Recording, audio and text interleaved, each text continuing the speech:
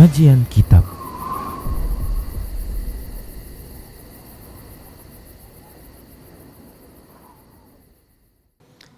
Bismillah, assalamualaikum warahmatullahi wabarakatuh. Innal hamdalillah nahmaduhu wa nasta'inuhu wa nastaghfiruh wa na'udzu billahi min shururi anfusina wa min sayyiati a'malina. Man yahdihillahu fala mudilla lahu wa man yudlilhu fala hadiyalah. Wa asyhadu an la ilaha illallah wahdahu la syarika lah. Wa asyhadu anna Muhammadan abduhu wa rasuluhu sallallahu alaihi wasallam. Qala Allah tabaraka wa ta'ala, ya ayyuhalladzina amanu taqullaha haqqa tuqatih wa la tamutunna illa wa antum muslimun. Ya ayyuhan nasu ittaqu rabbakumul ladzi khalaqakum min nafsin wahidah wa khalaqa minha zawjaha wa bassa minhuma rijalan katsiran wa nisaa'a wattaqullaha alladzi tasaaluna bihi wal arham innallaha kana 'alaikum raqiba.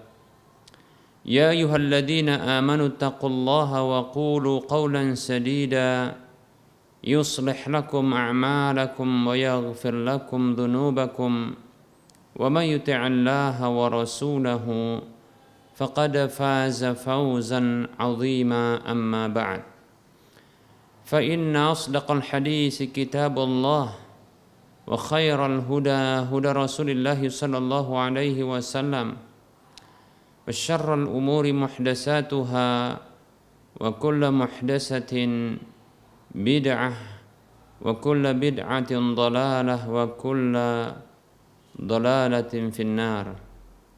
Para hamba Allah rahimani wa rahimakumullah. Alhamdulillah, kita bersyukur kepada Allah Subhanahu wa taala atas semua nikmatnya. Selawat dan salam tak lupa kita ucapkan untuk nabinya Muhammad sallallahu alaihi wasallam.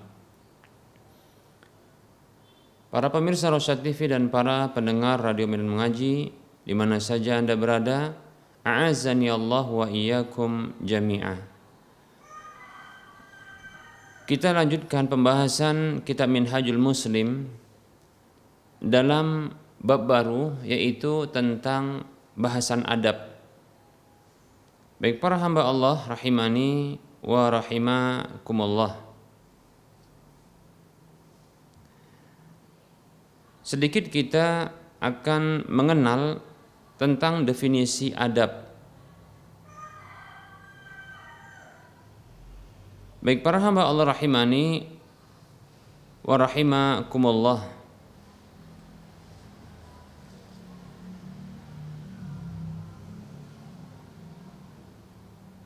Makna dari adab, ada sebahagian pendapat yang menyamakan antara adab dengan akhlak.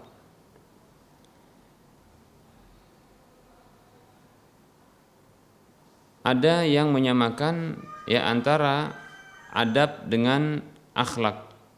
Baik para hamba Allah rahimani wa rahimakumullah. Namun ada sebahagian ulama pula yang mereka membedakan antara makna adab dengan makna akhlak. Baik para hamba Allah rahimani wa rahimakumullah, adab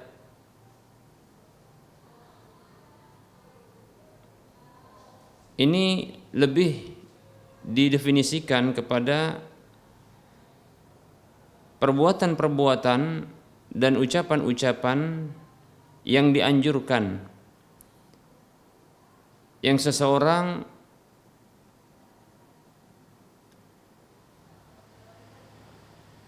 dianjurkan dan disyariatkan untuk memiliki dan berhias dengan adab tersebut.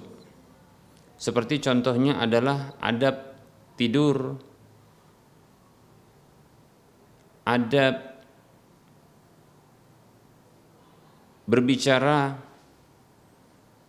adab ketika masuk rumah, dan seterusnya dari adab-adab Yang ini mengandung perkataan dan perbuatan yang dianjurkan. Adapun akhlak adalah apa saja yang muncul dari diri seseorang. Akhlak adalah sesuatu yang muncul dari diri seseorang, yang terkadang dia bersifat tabiat yang dibentuk, atau dia tabiat yang asal. Tabiat yang dibentuk maksudnya adalah sebelumnya tidak memiliki kebiasaan-kebiasaan tersebut, lalu dibiasakan sehingga ini menjadi tabiat. Kemudian berikutnya, tabiat asal adalah sesuatu yang diilhamkan oleh Allah Subhanahu wa taala semenjak lahirnya, agar dia memiliki sifat-sifat tersebut. Seperti contohnya adalah sifat malu, sifat tidak tergesa-gesa, pemaaf, dan seterusnya. Baik para hamba Allah rahimani wa rahimakumullah. Bila ditinjau dari perbedaan seperti ini, maka bisa diambil kesimpulan bahwasanya adab itu adalah bahagian dari akhlak. Adab itu adalah bagian dari akhlak. Namun akhlak bukanlah bagian dari adab. Baik para hamba Allah rahimani wa rahimakumullah, walaupun di sisi yang lain bisa juga sebaliknya. Karena adab adalah sesuatu tindakan dan perkataan yang dianjurkan. Yang ini maksudnya adalah adab yang baik tentunya, ya. Yang dia dianjurkan agar seseorang itu berhias dengan adab tersebut. Nah, inilah dia akhlak yang dijadikan tabiat kebiasaan, yang ini merupakan bentukan. Baik para hamba Allah rahimani wa rahimakumullah. Namun kita katakan ada juga ya akhlak yang dia bukan merupakan bentukan orang tersebut, namun ini merupakan ya anugerah dari Allah Subhanahu wa taala untuk hamba tersebut. Semenjak lahirnya dia memiliki sifat-sifat atau akhlak-akhlak tersebut. Baik para hamba Allah rahimani wa rahimakumullah.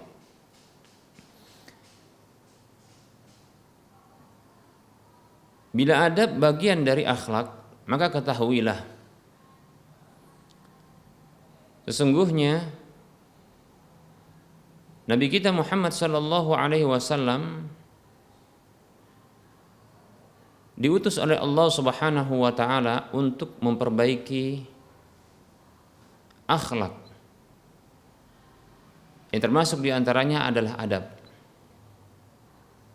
Baik para hamba Allah rahimani wa rahmakumullah, Rasulullah sallallahu alaihi wasallam beliau bersabda dalam sebuah hadis yang diriwayatkan oleh Imam Ahmad dalam musnadnya, hadis yang disahihkan oleh Syekh Al-Albani rahimahullahu taala, beliau sallallahu alaihi wasallam bersabda, "Innama bu'istu liutammima makarimal akhlaq." Dalam riwayat yang lain, bunyi yang lain, "Innama bu'istu liutammima salihal akhlaq."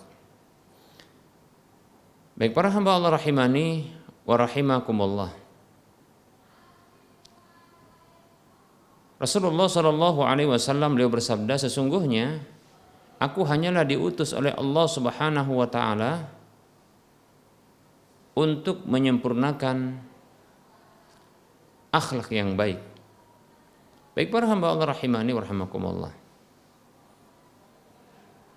Rasulullah Shallallahu Alaihi Wasallam mengkabarkan kepada kita bahwasanya beliau diutus oleh Allah Subhanahu Wa Taala hanyalah untuk menyempurnakan akhlak yang baik, termasuk diantaranya adalah adab. Termasuk diantaranya adalah adab, karena adab bagian dari akhlak. Baik para hamba Allah rahimani wa rahimakumullah. Berdasarkan keterangan ini, maka kita dapatkan memang agama kita adalah agama yang mengajarkan kepada setiap pemeluknya untuk berakhlak mulia, beradab yang mulia. Jadilah Islam ini adalah agama adab, agama akhlak. Menekankan, mengedepankan akhlak yang mulia, adab yang mulia. Baik para hamba Allah rahimani wa rahimakumullah. Dan ketahuilah sesungguhnya dalam kehidupan kita, sesungguhnya kita memiliki interaksi dengan yang lainnya, sehingga kita diikat dengan hak dan kewajiban. Di pundak kita ada kewajiban-kewajiban yang menjadi hak bagi orang lain. Demikian pula orang lain memiliki kewajiban-kewajiban yang menjadi hak bagi orang lain. Kita memiliki hak yang wajib bagi orang lain untuk memenuhi kepada kita hak tersebut. Sebagaimana orang lain punya hak yang wajib bagi kita untuk memenuhi hak tersebut. Karena begitu sempurnanya Islam ini, maka Islam mengatur segala hal, sampai pun hubungannya kepada Sang Pencipta. Demikian pula terhadap sesama, bahkan dengan rincian yang begitu sempurna. Hubungan dengan Sang Pencipta, maka di sana ada kewajiban-kewajiban para hamba yang itu menjadi hak bagi Allah Subhanahu wa taala, Sang Pencipta jagat raya.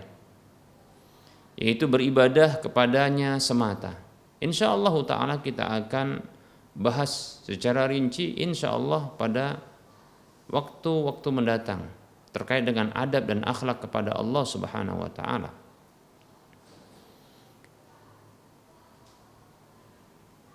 Pemenuhan hak Allah Subhanahu wa taala dan pemenuhan hak-hak terhadap siapa saja memiliki hak, sesungguhnya disinilah inti dari akhlak tersebut. Disebut dengan akhlak adalah tatkala dipenuhi hak kepada pemilik hak, diberikan hak itu kepada pemilik hak. Sebagaimana dalam ungkapan yang direkomendasi oleh Rasulullah SAW, sebuah ungkapan dari Salman Al-Farisi radhiyallahu anhu.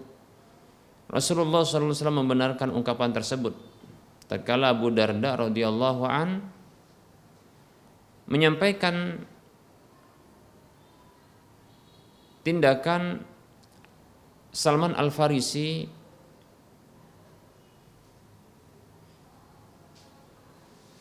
begitu juga ungkapannya bahwasanya segala sesuatu itu punya hak. Allah memiliki hak, maka berikan hak kepada Allah. Diri sendiri memiliki hak, maka berikan hak itu kepada diri. Keluarga, anak dan istri punya hak, maka berikan hak itu kepada masing-masing mereka.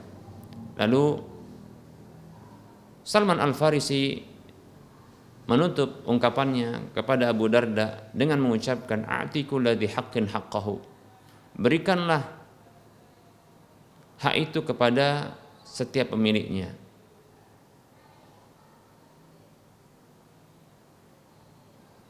Berikanlah setiap hak itu kepada pemiliknya. Baik para hamba Allah rahimani rahimakumullah. Hal ini disampaikan oleh Abu Darda radhiyallahu anhu kepada Rasulullah SAW. Maka Rasul mengatakan, "Shadaqa Salman." Salman itu benar. Jadi ungkapan a'ti dzi haqqin a'ti kulladzi haqqin haqqahu, berikanlah setiap hak itu kepada pemiliknya. Maka sesungguhnya ini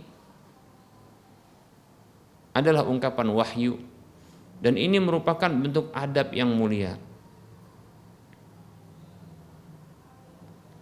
Memberikan hak kepada setiap pemiliknya, memenuhi hak kepada setiap pemiliknya. Para hamba Allah rahimani rahimakumullah, inilah dia inti dari akhlak mulia. Ketika seorang hamba memberikan haknya kepada Allah Subhanahu wa taala, yaitu beribadah kepadanya, maka dia telah berakhlak mulia kepada Allah, beradab yang mulia kepada Allah Subhanahu wa taala. Apa hak Allah Subhanahu wa taala? Dialah ibadah kepada Allah semata tanpa berbuat syirik sedikit pun kepadanya. Nabi kita Muhammad sallallahu alaihi wasallam bersabda, "Haqqullahi 'alal 'ibadi ay ya'buduhu wa la yusyriku bihi syai'a." Hak Allah atas hambanya, hak Allah atas hambanya adalah mereka beribadah kepada Allah tanpa berbuat syirik sedikit pun kepadanya. Demikian para hamba Allah rahimani wa rahimakumullah.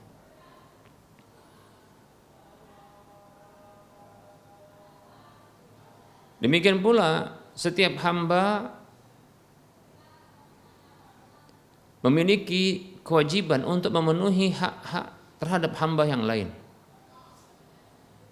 Ada hak terhadap sesama manusia, dirinci dengan rincian yang sangat sempurna, lebih dekat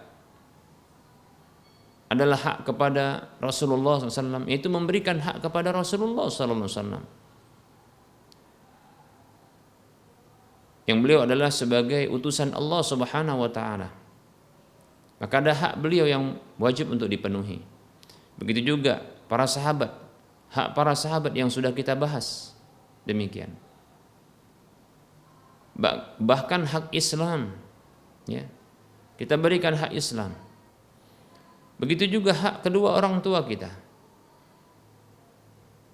Kita berikan hak masing-masing hak tersebut kepada mereka. Kita penuhi hak mereka. Kemudian hak tetangga, sebelumnya hak kerabat, karib kerabat, hak tetangga, hak sesama muslim, bahkan hak orang kafir. Sampai-sampai juga hak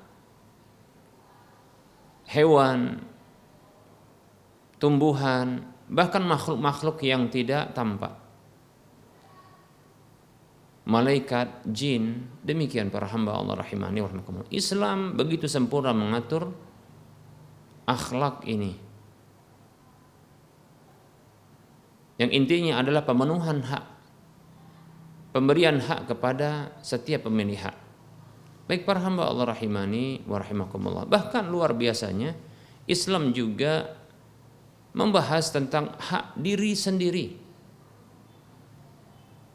Yang ini barangkali tidak terbayang dalam benak setiap manusia yang barangkali dia seorang muslim. Ternyata diri kita punya hak yang harus kita penuhi. Demikian para hamba Allah rahimani wa rahimakumullah. Begitulah sempurnanya Islam. Dia menjadi agama akhlak yang membahas semua, ya, rincian-rincian akhlak ini begitu sempurna. Yang inti dari akhlak, yang bahagian dari akhlak ini adalah adab, adalah pemenuhan hak kepada setiap pemilik hak. Demikian para hamba Allah rahimani wa rahimakumullah. Ini menunjukkan kesempurnaan Islam. Oleh karenanya berbangga kita menjadi orang Islam, di mana Islam ini ternyata adalah agama yang memiliki karakteristik yang bagus, sifat-sifat yang bagus. Dia adalah agama yang sempurna, dia adalah agama akhlak, dia adalah agama adab, ya. Dia adalah agama kemudahan, dia agama kebahagiaan. Dan seterusnya dari karakter-karakter baik yang dimiliki oleh Islam ini. Baik para hamba Allah rahimani wa rahimakumullah. Islam adalah agama adab dan akhlak yang mengajarkan setiap pemeluknya untuk memiliki adab dan akhlak, bukan hanya terhadap sesama.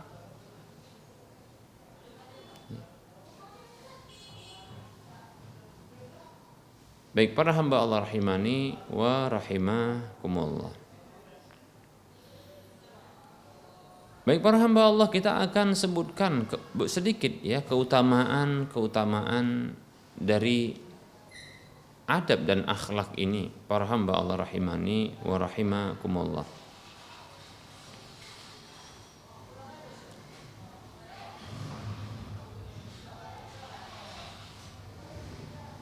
Dalam satu hadis disebutkan keutamaan dari akhlak yang mulia,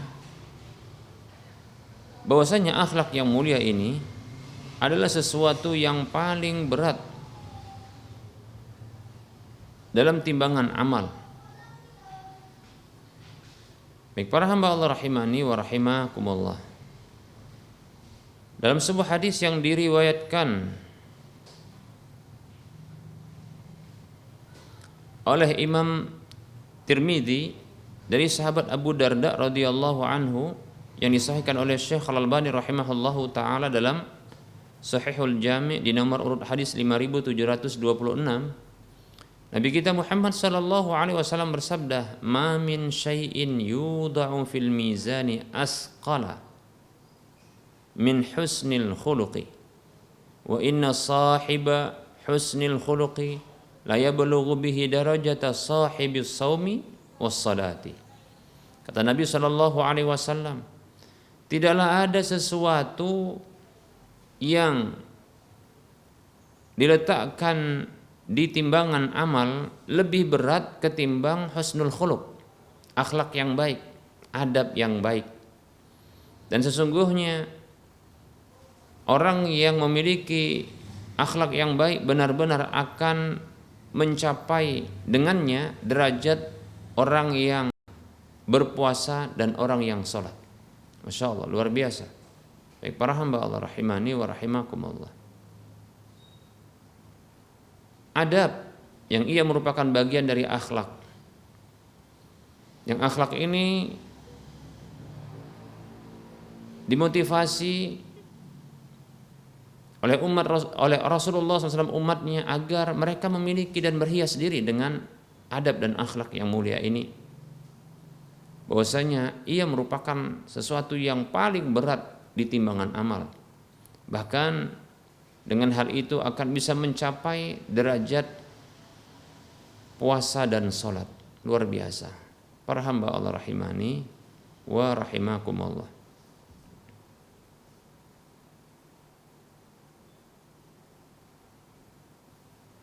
Mungkin kita orang yang sulit untuk memperbanyak puasa. Mungkin kita orang yang berat untuk memperbanyak sholat. Maksudnya sholat-sholat sunat atau puasa-puasa sunat. Maka bila kita ingin mencapai derajat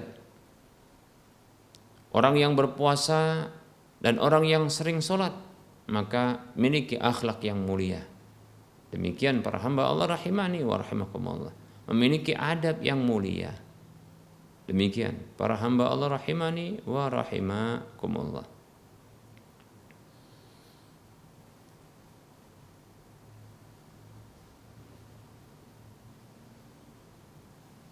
Dan adab dan akhlak yang mulia merupakan sesuatu yang paling berat di timbangan amal. Baik para hamba Allah rahimani wa rahimakumullah. Dalam hadis yang lain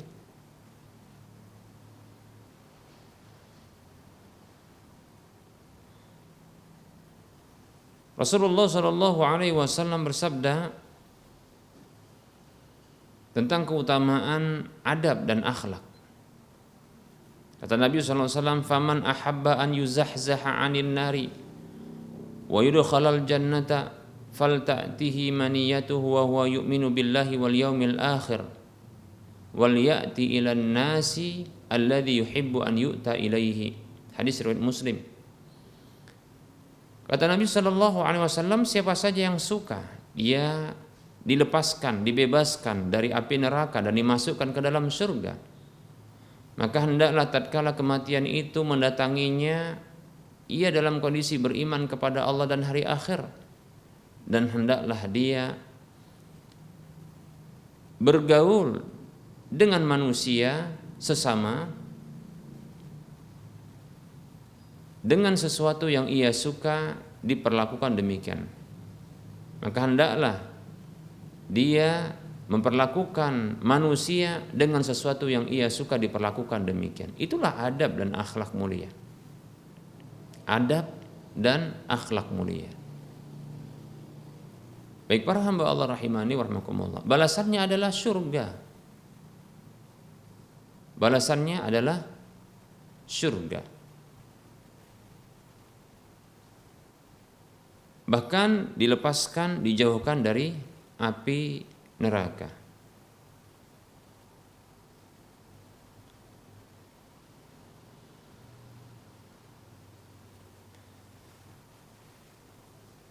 Dalam hadis yang lain, orang yang berakhlak mulia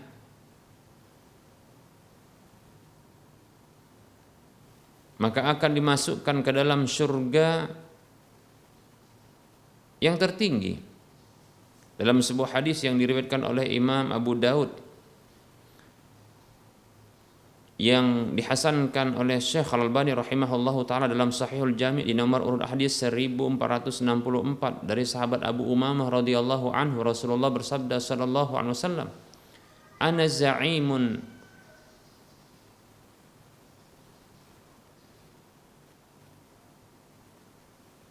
bi baitin fi rabadil jannah liman tarakal mira'a wa in kana muhiqqan wa bi baitin fi wasatil jannah liman tarakal kadhiba wa in kana mazihan wa bi baitin fi a'lal jannah liman hasuna khuluquhu." Kata Nabi sallallahu alaihi wasallam, aku jamin dengan sebuah rumah di pinggiran surga bagi siapa saja yang meninggalkan perdebatan walaupun dia benar. Dan aku jamin sebuah rumah di pertengahan surga bagi siapa saja yang mau meninggalkan dusta walaupun dia sedang bercanda. Dan aku jamin sebuah rumah di surga tertinggi bagi siapa saja yang bagus akhlaknya, masya Allah, ya. Bagus akhlaknya, ya bagus adabnya. Demikian para hamba Allah rahimani wa rahimakumullah. Ya. Ini motivasi besar tentunya ya bagi kita agar kita bisa memiliki akhlak dan adab yang mulia. Baik para hamba Allah rahimani wa rahimakumullah, ini sekelumit pengantar ya dalam pembahasan adab ini ya. Insyaallah taala kita akan lanjutkan pada pertemuan yang akan datang tentang adab-adab. Rincian adab berikutnya ya. Mulai dari adab niat, kemudian adab kepada Allah dan seterusnya. Insyaallah taala kita akan bahas di waktu mendatang. Kita cukupkan untuk penyampaian materi, kita buka sesi soal jawab. Bagi para pemirsa dan para pendengar sekalian yang ingin berinteraksi, bertanya langsung, maka silakan hubungi nomor layanan kami di nomor 0822 88 88 6630. Baik. Dan bagi yang ingin bertanya lewat tulisan, silahkan kirimkan ke nomor layanan kami di nomor yang sama atau di nomor yang lain 0852 61904177. Baik para hamba Allah rahimani wa rahmakumullah, kita akan jawab pertanyaan yang telah masuk.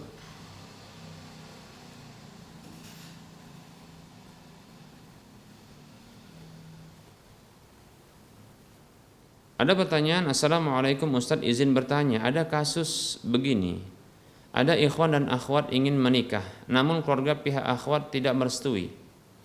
Apakah secara syariat ikhwan dan akhwat itu bisa melanjutkan nikah dengan wali hakim? Karena orang tua akhwat tidak merestui.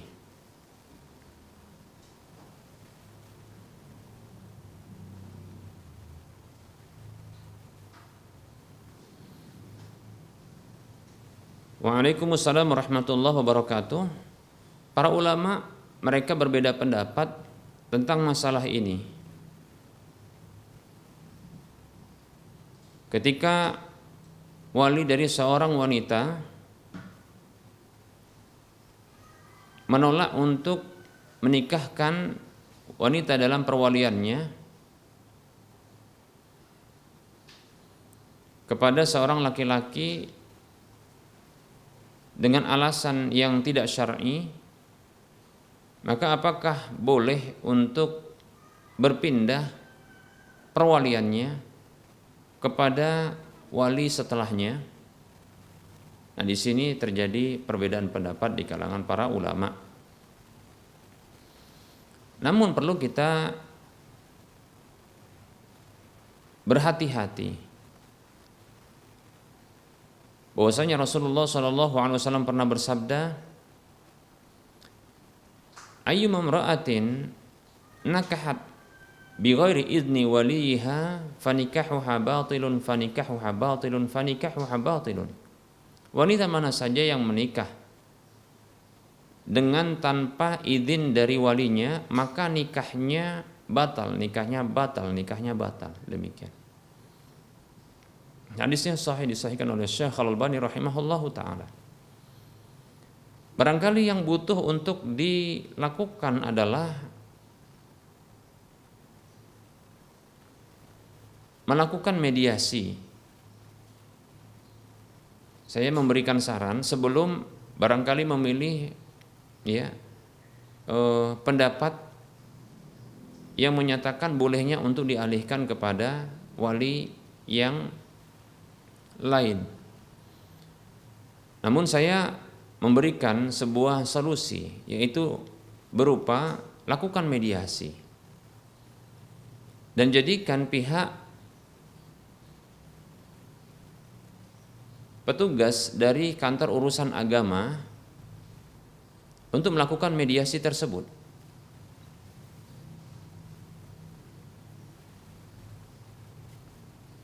Mudah-mudahan mereka berkenan bahkan mendukung, ya. Karena tidak ada alasan syar'i, jika memang betul-betul tidak ada alasan yang syar'i untuk menolak pernikahan mereka. Yang barangkali mudah-mudahan nanti pihak KUA ini berhasil untuk bisa memediasi pernikahan tersebut. Seperti barangkali dia sedikit memberikan tekanan, bahkan mungkin memberikan ancaman kepada pihak keluarga yang menolak untuk menikahkan tanpa alasan yang dibenarkan, berupa ancaman pernikahan akan dilakukan dan digelar dengan melibatkan wali hakim sebagai pengganti wali tersebut, dan itu sebagai bentuk ancaman, yaitu penolakan wali yang berhak seperti orang tua dari sang wanita tersebut, itu dianggap merupakan bentuk persetujuan untuk dialihkan pernikahan kepada orang lain, atau dialihkan perwalian pernikahan putrinya kepada wali hakim. Nah, seperti itu, Nah, ini butuhnya melibatkan pihak lain sebagai mediator. Jadi melakukan mediasi.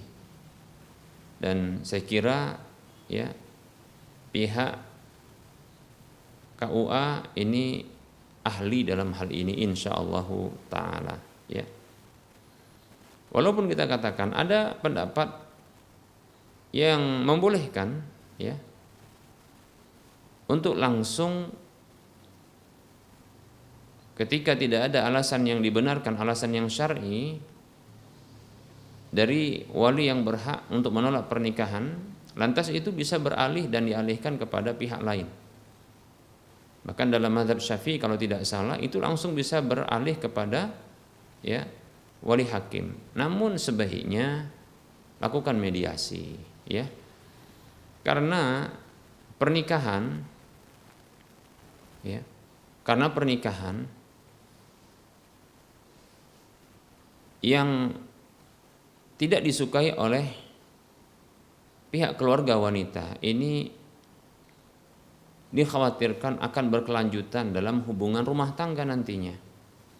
Seperti pihak wanita tersebut dikhawatirkan ya, karena dia tidak mendapatkan dukungan dari keluarganya, ini mengakibatkan ya mudah untuk mendapatkan tekanan dari ya pihak laki-laki yang kelak menjadi suaminya kalau seandainya terjadi pernikahan tersebut. Nah, sebaiknya maka ya dilakukan mediasi ya agar mereka pun ridho insyaallah taala ya, pihak keluarga wanita itu ridho bahkan berkenan untuk mau menikahkan mereka berdua. Wallahu taala a'lam.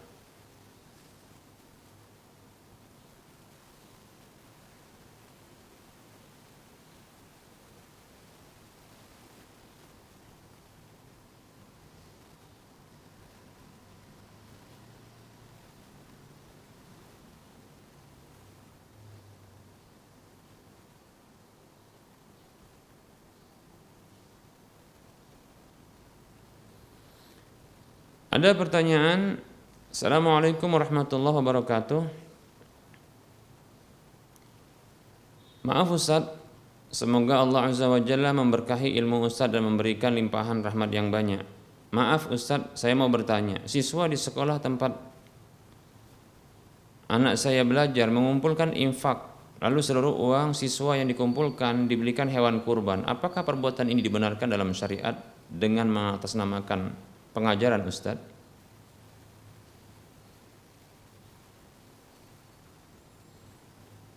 Waalaikumsalam warahmatullahi wabarakatuh.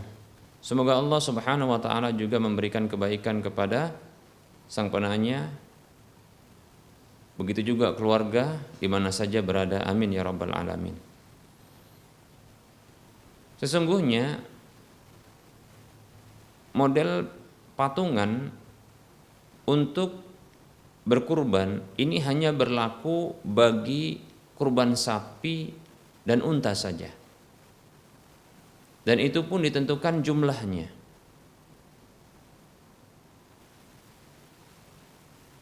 Untuk sapi maka 7 orang patungan. Untuk unta 10 orang. Walaupun ada riwayat 7 ya. 7 orang juga. Namun ada riwayat yang lain menyebutkan 10 orang. Itu adalah batas maksimal patungan, tidak lebih. Nah, apabila kurang daripada itu atau lebih daripada itu, kita katakan lebih daripada itu jumlah orangnya untuk satu sapi atau untuk satu unta atau untuk satu kambing. Untuk satu kambing mungkin patungan 10 orang, untuk sapi mungkin 100 orang, untuk unta tapi tidak ada ya di Indonesia. Kalaupun ada katakanlah mungkin 200 orang. Maka yang seperti ini tidaklah disebut dengan kurban. Ya. Ini hanyalah ya hewan biasa. Kalau disebut ya, kalaulah seandainya ini merupakan bentuk pengajaran ya atau latihan untuk berkurban, maka sebaiknya ya mereka dibuat untuk berkurban dengan disiasati mungkin sebagaimana yang dilakukan oleh panitia-panitia kurban yang ada di masjid-masjid saat ini, yaitu dibuat ya persiapannya setahun sebelumnya. Jadi setelah kurban tahun ini maka diumumkan kepada para siswa dan santri ya untuk menabung ya kurban, menabung uang untuk bisa berkurban, tapi dengan ketentuan yang sesuai dengan syariat. Satu orang itu satu kambing, atau satu kambing itu satu orang, satu sapi itu 7 orang, satu unta itu 10 orang, begitu ya. Bagaimana caranya? Ya anak ini dibekali ya dengan jajan mungkin setiap pekannya. Nah, begitu. Jadi mereka terbiasa. Nah, ini bisa insyaallah taala untuk mencapai nilai yang diinginkan agar bisa membeli hewan-hewan tersebut. Jadi setahun ya persiapannya. Nah, ini sangat mungkin untuk bisa dilakukan. Tapi kalau kurang daripada itu bukanlah disebut dengan kurban. Maksudnya kurang daripada itu adalah jumlahnya itu berlebih sehingga biayanya kurang. Demikian ya. Jadi tidak ada patungan untuk kambing lebih daripada satu orang, tidak ada. Satu kambing 2, bahkan 2. Ya, 1,5 pun tidak ada ya. Hanya satu orang saja. Sapi 7 orang demikian, seperti itu. Nah, ini bisa untuk dilakukan demikian itu setahun ya, persiapannya setahun demikian ya. Adapun dengan metode yang tadi dikhawatirkan ya ini akan muncul kesalahpahaman setelah nanti mereka besar, bahwasanya bisa ternyata ya patungan dengan jumlah orang yang banyak untuk satu kambing, untuk satu sapi demikian. Sehingga nanti mereka mendapatkan pengajaran demikian, itu dianggap pembenaran. Alangkah lebih baik ya, walaupun terasa besar, namun ini persiapannya lebih jauh. Jadi setahun, nah seperti itu insya Allah. Atau 10 bulan dicicil. Ya mudah-mudahan jajan mereka ini mencukupi ya, untuk sedikit dicicil demikian. Atau orang tua yang di rumah ya, mereka itu ya membekali anak ini untuk bisa nanti berinfak, bukan berinfak sesungguhnya, yaitu berkurban ya. Wallahu ta'ala.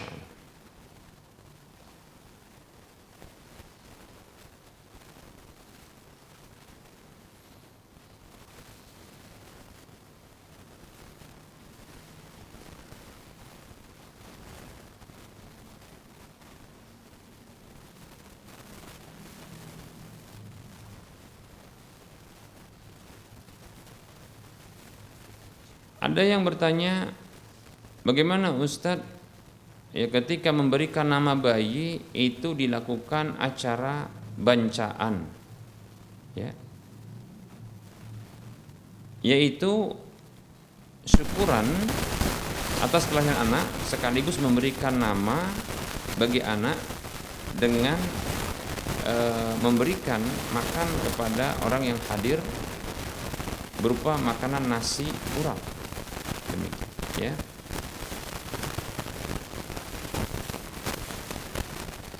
Baik, bismillah. Syukuran atas kelahiran anak disyariatkan adalah menyembelih kambing yang disebut dengan akikah. Nabi SAW bersabda ya, al-ghulamu murtahinun bi'aqiqatihi. Seorang anak itu tergadai dengan akikahnya. Anil ghulami, dalam hadis yang lain kalau tidak salah bunyinya, anil ghulami syatun wa anil ghulami wa anil jariyati syatun wa anil ghulami syatani mukafi'atani. Untuk bayi perempuan 1 ekor kambing, untuk bayi laki-laki 2 ekor kambing yang sebanding, demikian. Nah, ini dia sesungguhnya bentuk syukuran ya, bersyukur kepada Allah atas kelahiran anak, demikian ya. Dan itu bisa dengan cara membagikan daging yang mentah, atau bila ingin menambah pahala silakan memasaknya lalu ya membagikannya, atau menghadirkan orang agar bisa makan dengan ya mungkin ya lauk pauk yang lebih lengkap, ya porsi yang lebih lengkap, demikian maka bertambah pahalanya, seperti itu. Adapun mengganti dengan makanan yang lain seperti hanya sekedar nasi dicampur dengan mungkin ikan, ya urap dan seterusnya, maka wallahu taala alam, bila maksudnya adalah mengganti, ini tidak dibenarkan. Namun bila ingin bersyukur namun sesuai dengan kemampuan seperti ini, maka insya Allah boleh. Tapi mungkin perlu saya sampaikan, kalaulah seandainya biaya membuat nasi urap itu sekitar mungkin biayanya sekitar 1 jutaan, maka alangkah lebih bagus ya membeli seekor kambing,